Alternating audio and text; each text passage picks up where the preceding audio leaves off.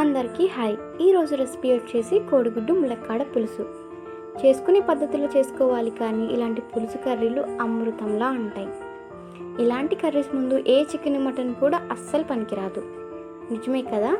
మరి ఈ రెసిపీని సింపుల్ అండ్ టేస్టీగా ఎలా చేసుకోవాలో రెసిపీ చూసేద్దాం, వచ్చేయండి.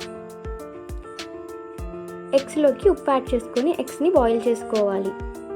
చింతపండు కూడా నానబెట్టుకొని పక్కన పెట్టేసుకోవాలి. స్టవ్ ఆన్ చేసుకొని కర్రీ పాట్ పెట్టుకొని ఆయిల్ వేసుకోవాలి.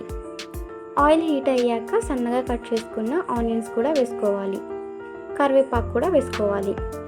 ఆనియన్స్ గోల్డెన్ బ్రౌన్ కలర్ వచ్చేంత వరకు ఫ్రై చేసుకోవాలి. ఆనియన్ ఫ్రై అయ్యాక దాంట్లోకి టమాటాలు కూడా వేసుకోవాలి. చిటికెడు అల్లం వెల్లుల్లి పేస్ట్, అంటే వేసామా లేదా అన్నట్టుగా. టమాటా మెత్తబడిన తర్వాత ములక్కాడలు కూడా వేసుకోవాలి. టేస్ట్ సరిపడినట్టుగా సాల్ట్, కారం, పసుపు కూడా వేసుకోవాలి. ములక్కాడలు కొంచెం మెత్తబడేంత వరకు కుక్ చేసుకోవాలి, అది కూడా సిమ్లోనే.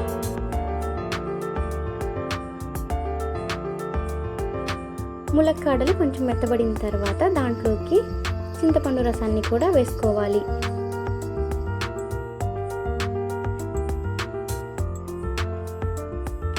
గ్రేవీకి సరిపడినట్టుగా వాటర్ కూడా యాడ్ చేసుకోవాలి. ఇప్పుడు కర్రీలోకి పొట్టు తీసి పెట్టుకున్న ఎగ్స్ని ఘాట్లు పెట్టుకొని కర్రీలోకి షిఫ్ట్ చేసుకోవాలి. ఎగ్స్ వేసుకున్నాక ఒక 5 నిమిషాలు హై ఫ్లేమ్లో కర్రీని కుక్ చేసుకోవాలి. 5 నిమిషాల తర్వాత కర్రీ దగ్గరికి పడుతుంది కదా, ఒక అరగుప్పడు కొత్తిమీర చల్లేసుకొని స్టవ్ ఆఫ్ చేసుకుంటే కోడిగుడ్డు ములక్కాడ పులుసు రెడీ.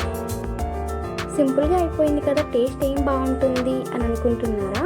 సింపుల్గా చేసుకునే కర్రీసే టేస్ట్ అమృతంలా కుదురుతాయి. రెసిపీ నచ్చితే మీరు కూడా ట్రై చేయండి. వీడియో నచ్చితే లైక్, సబ్స్క్రైబ్ చేసుకోండి.